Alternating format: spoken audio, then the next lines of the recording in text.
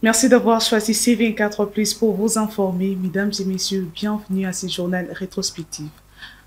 Prenons avant tout cette nouvelle. La Fondation Jérémy Inonga a organisé le vendredi 15 mars au lycée Mpiko de Lemba une conférence scolaire sur les violences basées sur le genre au milieu scolaire. Objectif affiché, mettre les élèves face aux personnes qui les influencent positivement et qui considèrent comme modèles. Dans pleine précision dans ces reportages. Il était question lors de cette activité d'informer aux élèves sur tous les moyens possibles afin de lutter contre les violences basées sur le genre en milieu scolaire. Cette structure œuvre dans plusieurs activités regroupées en pôles, notamment les pôles caritatifs, écologiques, entrepreneuriat et violences basées sur le genre, VBG en sigle. Jérémy Inonga, initiateur de la dite fondation, explique ses objectifs et lance en même temps un message aux jeunes filles d'aujourd'hui et qui sont l'avenir de demain. Aujourd'hui, c'est pour nous l'occasion d'interpréter encore, de continuer les organisations qui ont été de l'année passée. Il faut une organisation, une conférence qui va informer et donner de l'information aux élèves pour qu'ils puissent lutter personnellement et en groupe contre toute forme de violence sexiste au milieu scolaire. La fille d'aujourd'hui, c'est la femme de demain. La fille d'aujourd'hui, c'est la mère de demain. Donc, en protégeant une très jeune fille d'aujourd'hui, nous protégeons l'avenir de toute une nation.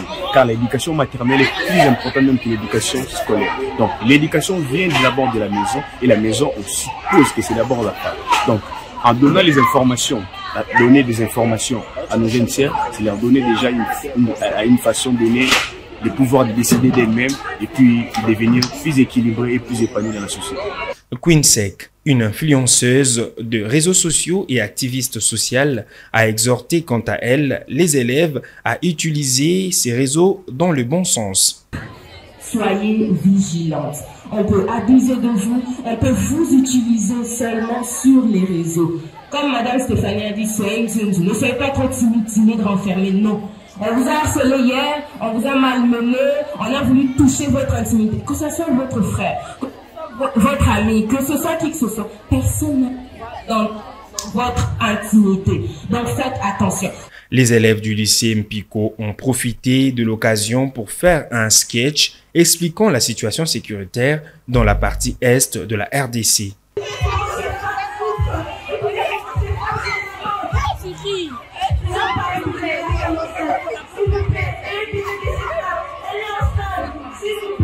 Signalant que Christian Matondo, membre de cette fondation, a procédé à la remise des brevets des mérites aux panélistes pour les encourager dans leur métier.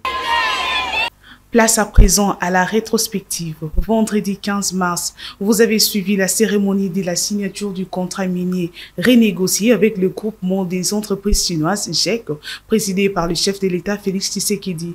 Il s'agit du 5e avenant de cette convention de collaboration conclue en avril 2008 relative au développement d'un projet minier et d'un projet d'infrastructure en République démocratique du Congo, dont les précisions dans ces reportages.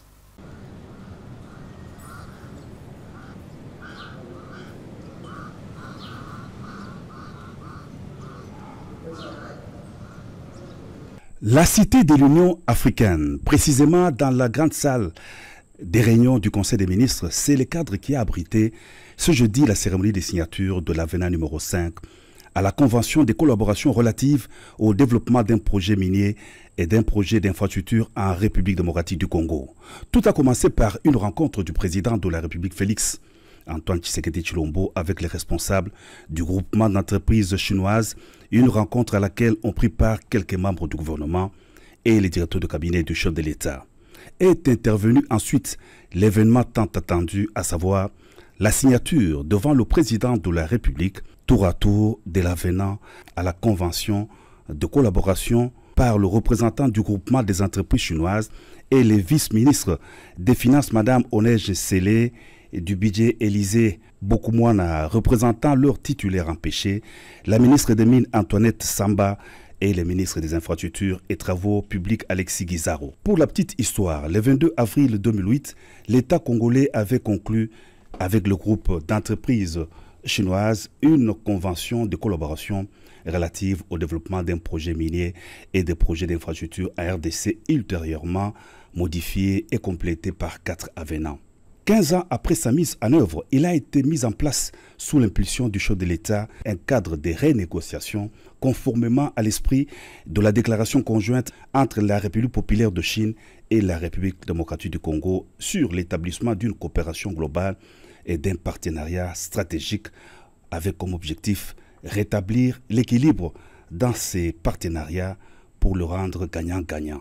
Parmi les points d'accord à la suite des renégociations, on note notamment le montant d'investissement pour les infrastructures en RDC de 7 milliards de dollars américains. Plusieurs personnalités ont assisté à la signature de l'avenant entre les membres du gouvernement et les groupements d'entreprises chinoises, parmi lesquels les ministres, l'inspecteur général des finances Jules Alinguete et quelques dirigeants d'entreprises. Merci bien.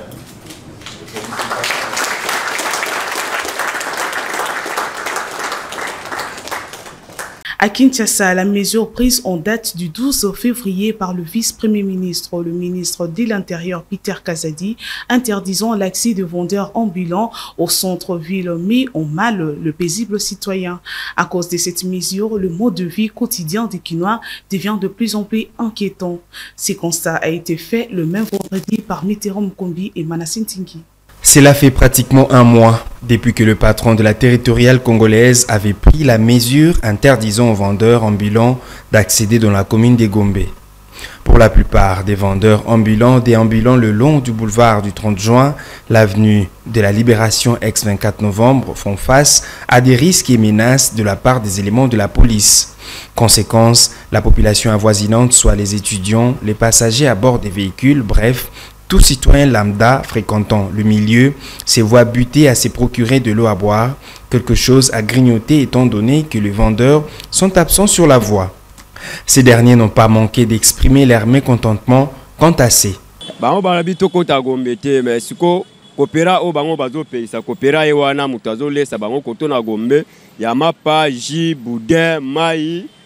Au piri tout bango nyonso baza ba coopéra mais bango nyonso de bazo boya fo ba coopéra ba kota po anini bazo kanga bazo botola biloko ba botoli biloko ba kangi ba kenango avant c'est kutu balingo kanga na rai wana to choza 5 personnes ba coopéra to coopérer na matanga kofi wana na butu kana mezo kofi wana tozo coopérer na 2 heures JPL biso balingo kanga biso tous les 15 autres zala na bango mais to kimi ba kangi 3 personnes ba futa 40 000.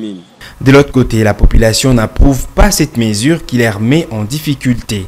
Mais ça la passe parce que ce que banana tango bazote kasusute et qu'on permet traiter ba autorité baza kuna ngati ya Gombe et musumo eloko mo amuke il faut abima ke osomba siko banana baza témoin pe ba kota exact donc nyos on appelle ezo sungate ezo senga kaka gouvernement aye bakozwa mesure bazwa kango te pour que faire souffrir mesure bazwa kango juste pour na ko améliorer tant de décision oyo il faut yeba retomber nango eza nini.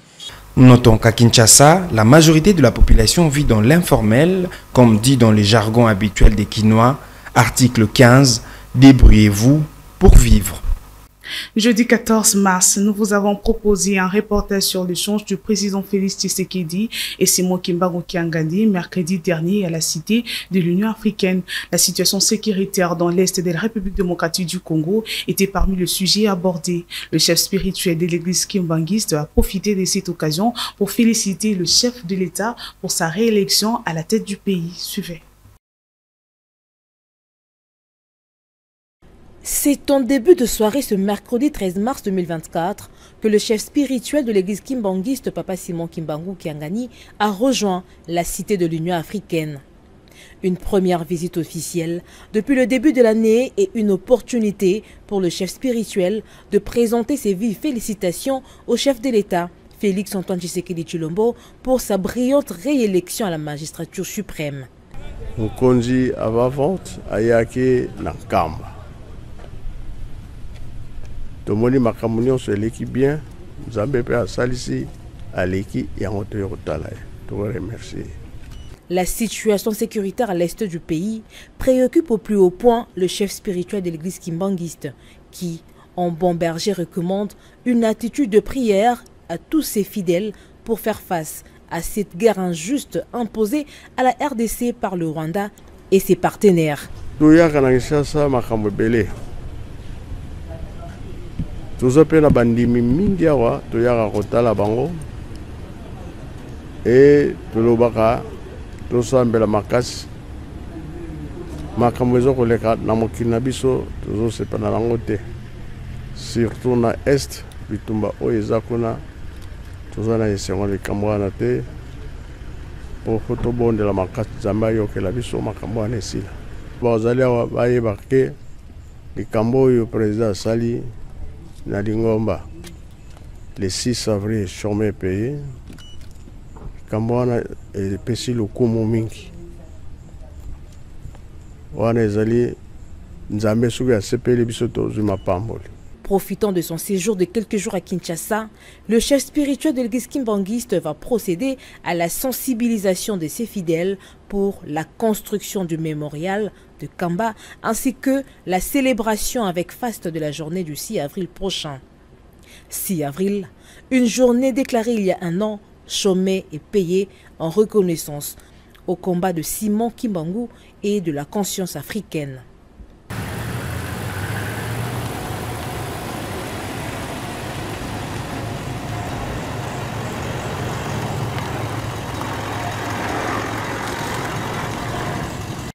Nous avons été avec vous à Cabinda, dans la province de Lomami, où il y a eu remise et repris entre le nouveau chef de division provinciale de la DPS Lomami et l'ancien, 2 mois après la signature de l'arrêté par le ministre national. D'autres détails avec Sylvain Fizé-Moukadi. Cette cérémonie de passation de pouvoir civilisé s'est déroulée dans une ambiance fraternelle et conviviale, en présence du ministre provincial de la Santé, Dr Jean-Baptiste Mbouichirata, du médecin inspecteur provincial ad intérim, ainsi que des agents et cadres de la division provinciale de la Santé. Dans sa première interview à la presse, après la prise des fonctions, Dr Jean-Pierre Bassaké Kaleman, nouveau chef de division, a premièrement exprimé sa gratitude au président de la République, Félix-Antoine Tshisekedi Tshilombo, ainsi que le ministre national de la Santé, pour avoir porté son choix sur sa personne afin de continuer à diriger une division de la santé, cette fois-ci dans la province de Lomami, en application de la politique des non-originaires. Tout s'est bien passé, tel que la hiérarchie a voulu amener la politique des non-originaires dans l'administration sanitaire des provinces. Et donc, pour moi, c'est un honneur d'être ici à Lomami, à Kabila particulièrement. Dans sa sérénité, Dr Fred Lobombayo, appelé aujourd'hui à exercer ses fonctions de chef de division de la santé dans la province du Lualaba, a tenu à remercier tous ses collaborateurs pour les moments pires et purs qu'ils ont eu à passer. Il a par la même occasion invité ces derniers à demeurer soumis et coopérants avec les nouveaux chefs de division. Un message de collaboration, ils doivent continuer à partager la paix entre eux et avec les nouveaux chefs. Et aussi travailler toujours avec l'esprit d'une équipe. C'est aussi travailler dans l'entente avec le chef et qui retiennent toujours les mots-clés pour lesquels nous sommes plus battus aussi pour cette division provinciale de la santé. Il s'agit de la gestion axée sur les résultats et ça continue encore à des années. Ici est de signaler que Fred Boulobo est le deuxième CD qu'a connu la division provinciale de la santé de Lomami depuis sa création. Il était donc successeur du regretté John Goyi Mombiyi. Mercredi 13 mars, l'actualité était axée sur le verdict de la Cour constitutionnelle rendu le mardi 12 mars sur le recours en contestation de résultats des élections de députés nationaux tenues le 20 décembre 2023 en RDC. Elle a proclamé 46 députés définitivement élus, occasionnant le remplacement de 42 qui siègent encore sur une cinquantaine de dossiers déclarés recevables et fondés. Par ses arrêts rendus à son audience publique du mardi, elle a donné acté à 21 désistements et déclaré irrécevables, 525 affaires, 400 dossiers recevables mais non fondés. Suivez Dieudonné Kamouleta, président de la Cour constitutionnelle, dans cet extrait choisi par Jocelyn Poyi et Jean-Luc Tubango. Annule partiellement la décision numéro 002/CENI/AP/2024 du 13 janvier 2024, proclame définitivement élu Monsieur Mayani Pakou François, député national dans la circonscription électorale de Kalemi, en lieu et place de M. Swedi Kanyanduru Richard du regroupement politique DIPRO, dit qu'il n'y a pas lieu à paiement des frais d'instance. Dit que le présent arrêt sera signifié sur dispositif au requérant et à la CENI et qu'il sera publié au journal officiel de la République démocratique du Congo ainsi qu'au bulletin des arrêts de la Cour constitutionnelle. La Cour a ainsi délibéré et statué en son audience publique de ce jour à laquelle a siégé la présente composition. Requête du regroupement politique Action pour l'unité nationale AUN en cycle contre le regroupement politique AB50 dans la circonscription électorale de Walikale, province du Nord Kivu.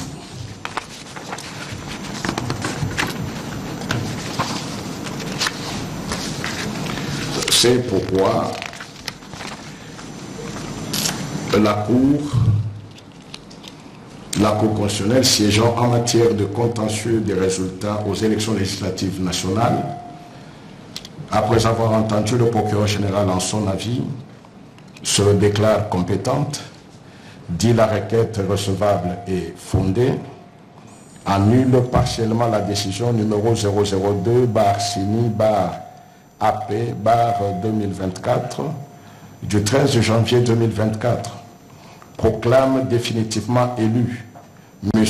Mishiki Buini Willy, député national dans la circonscription électorale de Walikale en lieu et place de M. Mukulumania Mubonge Mania du regroupement politique AB50.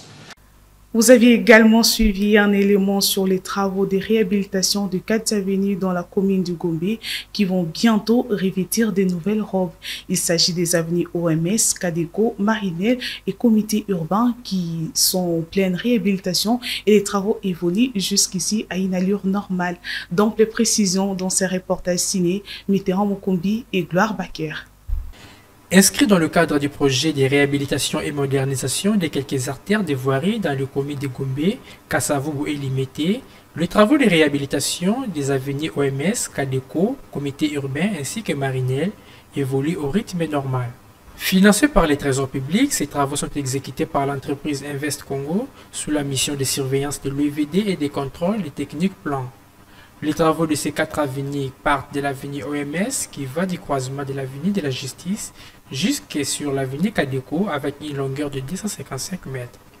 Puis Kadeco qui part de l'avenue Père Boka jusqu'à la Cour des comptes avec une longueur de 425 mètres. Comité urbain qui commence du croisement avec l'avenue Ex-24 novembre jusqu'à la Cour des comptes avec 1,5 km de longueur et Marinelle allant du croisement de l'avenue Ex-24 novembre jusqu'à Kadeco avec une longueur de 236 mètres. 2 de ces avenues, à savoir OMS et Kadeco, sont déjà en phase des 031 et connaissent la pose des bordures. Par contre, les autres, à savoir Comité urbain ainsi que Marinelle, traînent encore en phase de la couche des fondations, soit rechargement 080. Dans l'ensemble, ces travaux sont déjà réalisés à 15% du taux d'exécution physique, tel que nous fait savoir un des responsables de supervision des travaux hors la caméra. Signalons que ces travaux qui apporteront un soulagement aux usagers de ces routes s'étendront sur 14 mois de travail. Mardi 12 mars, nous vous avions proposé l'intervention d'Augustin Kabouya, secrétaire général de l'UDPS, lors d'une matinée politique organisée le dimanche 10 mars 2023 au siège du parti présidentiel dans la commune de Limité.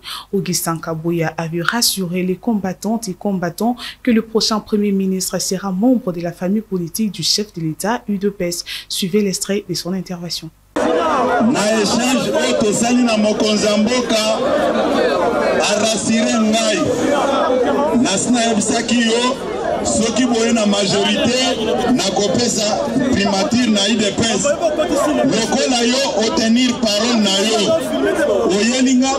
oyelinga majorité na kopesa bino primature toyokani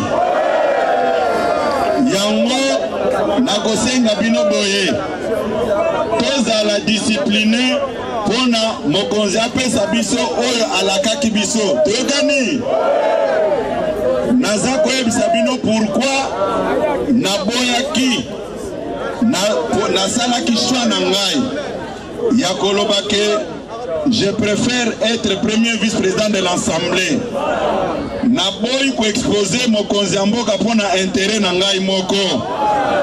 Boyokaki émission na nga interview na nga sur RFI. Balobelaki makambo ya tribalisme. Balobi ke pouvoir nyonso lelo ezaka bino baluba. Les mêmes bateaux baza koyela ngai. O baza koyebisa ngai ke non zala premier ministre, zala président assemblée nationale. Bango moko nde bakobanda ko critiquer mokonzi. Mokonzi mboka muluba, président assemblée muluba. Boza kolanda ngai ekokoma discours pona ko critiquer mokonzi. Yango naebisaki mokonzi mboka boy. Je ne peux pas vous exposer pour mes intérêts personnels. Même premier vice-président de l'Assemblée, je vais toujours servir la nation. Vous avez la nangaï, Tozala, discipliné, pour la province Moussousou, Bazoua. Tokani. C'était une petite mise au point. On a salle pour vous faire comprendre que ba discours nyonso bomoni baza collectionner ba réseaux sociaux et ça ba piège. Tokani. Notre rôle, notre devoir, c'est de sécuriser les chefs de l'État. Tokani. Ce qui est à Zawana, biso nyonso toza malamu. Bobetele maboko makasi. La situation de personnes vivant avec handicap dans la capitale vous avait été proposée le même mardi. Abandonnées à leur triste sort, sans aucune assistance sociale, les personnes malvoyantes se plongent dans la mendicité, sollicitant de l'aide auprès des conducteurs des engins roulants au croisement des boulevards Triomphal et des avenues des Huileries et à Sosa. Basile Mouya nous peint la situation dans cet élément. Nous sommes au croisement de l'avenue Kassavoubou et boulevard Triomphal. Un véritable carrefour égorgeant le malvoyant. Ce mardi 12 mars, sous ces fortes canicules diurnes, des personnes malvoyantes et leurs accompagnateurs affluent vers les engins motorisés stationnés momentanément au feu rouge. Conduites par un jeune garçon ou une jeune fille, ces personnes vivant avec handicap mendient auprès des automobilistes et piétons, et ce dans le but de subvenir à leurs besoins vitaux au quotidien. Une fois qu'un automobiliste s'arrête, ces dieux des malvoyants accourent vers eux pour demander l'aumône. Une situation qui est causée par les conditions précaires dans lesquelles ces personnes vivant avec handicap sont plongées. Nombre d'entre elles ont affirmé hors caméra que c'est grâce à ces phénomènes qu'elles assurent leur survie au quotidien, sans vouloir notre présence sur les lieux. Ces vulnérables étaient irrités par la présence des professionnels des médias dans leur champ d'action. Nous en avons marre d'être la risée de la société. Aucune organisation ne se soucie de la précarité de nos conditions de vie, a ainsi lâché l'une d'entre les personnes malvoyantes. Des témoignages recueillis sur place dénotent que ces personnes malvoyantes n'ont jamais accepté une autre quelconque prise en charge, vu que cette activité à laquelle elles se livrent chaque jour s'avère juteuse. Ces phénomènes mettent à mal l'éducation de certains mineurs qui font accompagner ces malvoyants dans leur mendicité tout le jour. L'État congolais et ses partenaires sont donc interpellés par ce phénomène qui a élu domicile sur cette artère au trafic routier intense. A fortiori, un axe qui s'érige en un miroir de la capitale congolaise, située non loin du palais du peuple. Et enfin, lundi 11 mars, grâce à ses multiples actions sociales et son engagement politique, Niclette Dakoma Samba a été primée dans la catégorie Femmes politiques découverte de l'année 2023. La cérémonie de la remise du prix Awar Gala, Femme d'excellence, a été organisée le vendredi 8 mars dernier dans la salle des spectacles Claridge à Bruxelles, en Belgique. Dans ses propos recueillis, Niclette Dakoma Samba a dédié son prix aux femmes victimes d'agressions dans l'Est de la République démocratique du Congo. Suivez. J'ai été ici à Bruxelles pour représenter valablement la femme congolaise dans cette rencontre qui a rassemblé toutes les femmes excellentes de l'Afrique et d'ailleurs. Alors pour la femme de l'Est qui est maîtrise pendant 2 années par rapport à la guerre, elle a subi beaucoup de violences mentales, physiques, spirituelles, morales. Je dirais que pour l'instant, ce qu'il faut faire pour soigner cette femme, la thérapie qu'il faut pour la femme de l'Est, c'est une thérapie holistique.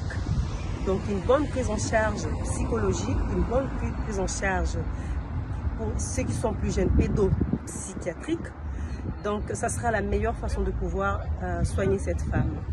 Et pour qu'elle puisse reprendre conscience en elle, je pense que la femme de l'Est doit essayer de faire un travail personnel sur elle.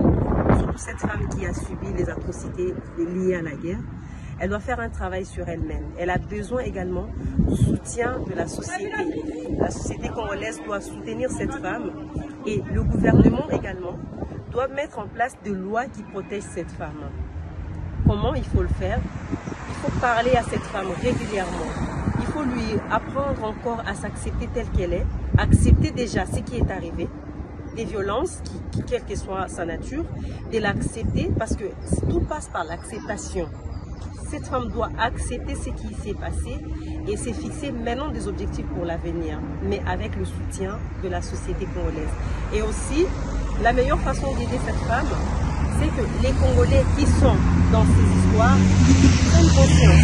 Ça ne sert à rien de tenir des armes pour pouvoir faire du mal à sa propre population, à sa propre nation. Donc j'appelle ici tous les Congolais qui sont encore dans des brousses ou qui continuent à rejoindre le groupe rebelle de prendre conscience. Vous devez prendre conscience et comprendre que vous faites du mal à vous-même. Lorsque vous faites du mal à la femme congolaise, vous faites du mal à vous-même. Et pour terminer, dans le cadre du parachèvement de son parcours académique, le directeur général du Fonds de promotion de l'industrie, le chef de travaux Bertin Modi Sekedi, a défendu son mémoire en vue de l'obtention du diplôme d'études approfondies des en sigle à l'université du CEPROMAD. Une satisfaction pour le membre du jury. Onguin Kindu pour le reportage. Il s'est présenté ce week-end devant le membre du jury, le chef des travaux Bertin Modi Sekedi, dans l'objectif de défendre la problématique de la contribution de la qualité dans l'amélioration de la performance des entreprises en RDC, dont il nous explique la quintessence. Quand on a présenté le texte, on a tout simplement constaté que les termes de modalité a été très mal perçu dans le contexte congolais. Quand vous regardez très bien dans toutes les universités, vous voyez qu'il n'y a pas suffisamment de réserves accordées à la qualité. C'est ce qui nous a motivés dans un premier temps pour voir si réellement cette compréhension-là est dans les communs de mortels. Mais on est arrivé à la conclusion, comme nous l'avons démontré par notre travail, qu'il n'y a pas assez de qualité, il n'y a pas assez de qualité et donc par conséquent il n'y a pas de performance. Et quand on regarde très bien, même de façon intuitive, on regarde dans toutes les entreprises qui nous entourent, nous constatons malheureusement qu'il n'y a pas assez de qualité et la qualité entraîne l'absence de performance. Face aux multiples défis auxquels la République démocratique du Congo fait face pour le décollage de son économie, la présente recherche de l'un des dignes fils de l'UDPS est une contribution au nouveau quinquennat de Félix Antoine Tshisekedi. Oui, c'est une contribution en effet. Nous nous disons que nous devons être les porteurs d'une gestion axée sur la qualité parce que nous espérons, nous pensons qu'avec la qualité, on peut arriver à rehausser les termes, on peut arriver à rehausser la contribution, si vous voulez, de toutes les entreprises. Signalons que les membres du jury, dans l'interaction avec les lauréats, n'ont pas caché leur admiration face à la pertinence du sujet de ces nouveaux détecteurs de diplômes d'études approfondies, Bertin Modi Sekedi. Ce journal rétrospectif est terminé. Merci de l'avoir suivi. Bonne suite de nos programmes et bon week-end chez vous. Au revoir.